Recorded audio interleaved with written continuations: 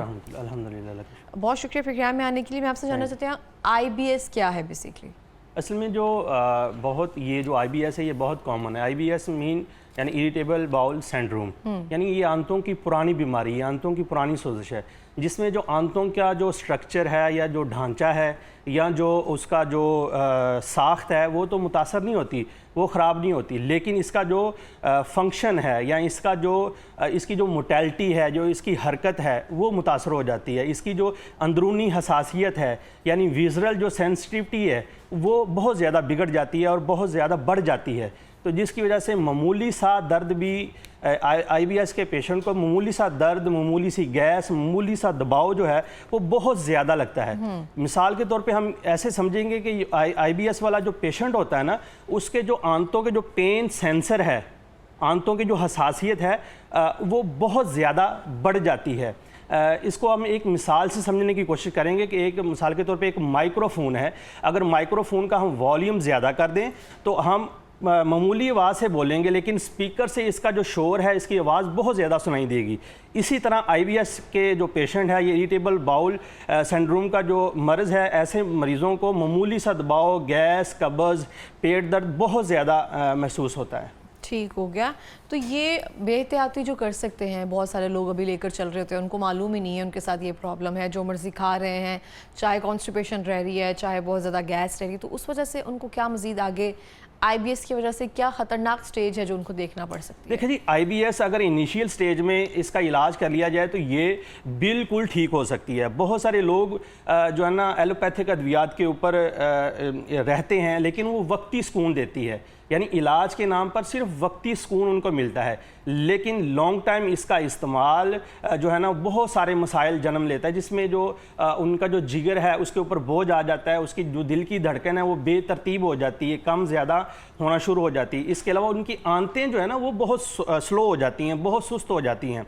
इसमें ना जो IBS है इसकी दो मेजर इकसाम है। इस एक में जो कॉन्स्टिपेशन हो जाती है पेशेंट को, ठीक है, उसे कहते हैं IBS-C, और दूसरी में जो IBS जो D है, इसमें ऐसे पेशेंट को डायरिया हो जाता है, इसहाल लगना शुरू हो जाता है, यानी वो मामूली सी चीज़ खाता है तो फ़ौरन वॉशरूम या टॉयलेट की तरफ उसकी दौड़ लग जाती है। मामूली सी कोई भी चीज़ खाई है, पेट में मरोड़, दर्द या गैस या फारा, ब्लॉटिंग, एसिडिटी, ये सारी सिम्टम्स का ऐसे मरीज़ों को सामना करना पड़ता है। सही हो गया। इसकी वजूहात क्या है, शुरू कहाँ से होता है ये मर्ज़? देखिए, इसकी वजूहात बहुत कॉमन है। जिस तरह ये डिज़ीज़ बहुत कॉमन है, लाखों लोग इस मर्ज़ के अंदर मुब्तला हैं पाकिस्तान के अंदर, लेकिन ये इसकी जो सिम्टम्स हैं वो बहुत, जो इसकी जो वजूहात हैं वो बहुत ज़्यादा कॉमन है। मिसाल के तौर पे यानी गलत खाना, ठीक है, कॉफ़ी और चाय का ज़्यादा इस्तेमाल, मामूली इस्तेमाल तो आप कर सकते हैं, इतदाल में रह के चाय कॉफ़ी पी सकते हैं, लेकिन इसका ज़्यादा इस्तेमाल जो इस्तेमाल है, जो इनटेक हम ज़्यादा करते हैं, उसकी वजह से IBS हो जाता है। इसके अलावा फ़ास्ट फूड, जंक फूड,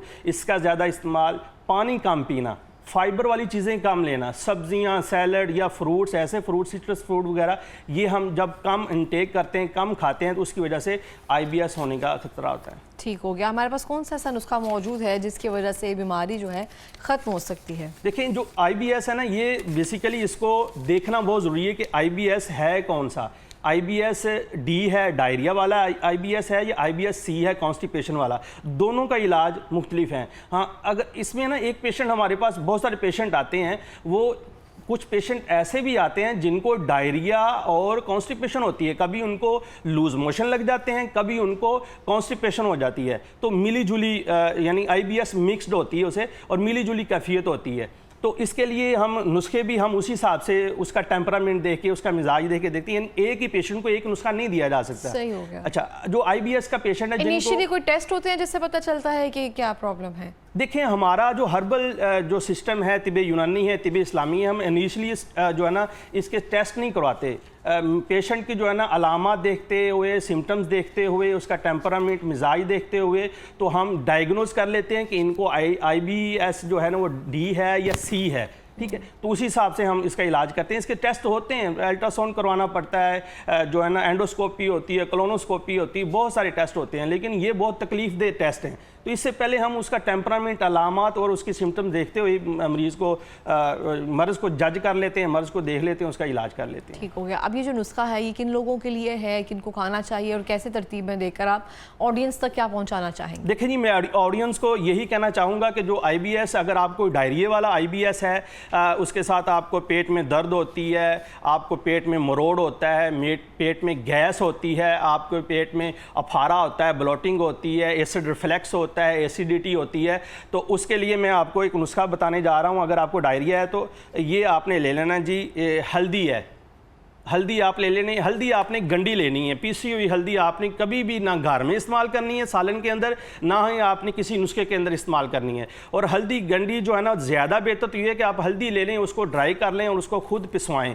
अगर नहीं आपके पास ऐसी सहूलत है तो आप पंसार स्टोर से ले सकते हैं। तो वो कलर वाली आपने हल्दी नहीं लेनी, बिल्कुल जो ब्राउन सी हो वो ले लें, ज़्यादा बेहतर है। अमूमन मार्केट में जो हल्दी है उसको कलर दिया होता है, गंडी को भी कलर दिया होता है, लेकिन आपने जो हल्दी गंडी है ना, ये आपने ले लेनी है। अगर उसको कलर दिया हुआ तो उसको झाड़ लें अच्छी तरह, उसको दोबारा धूप लगवा लें।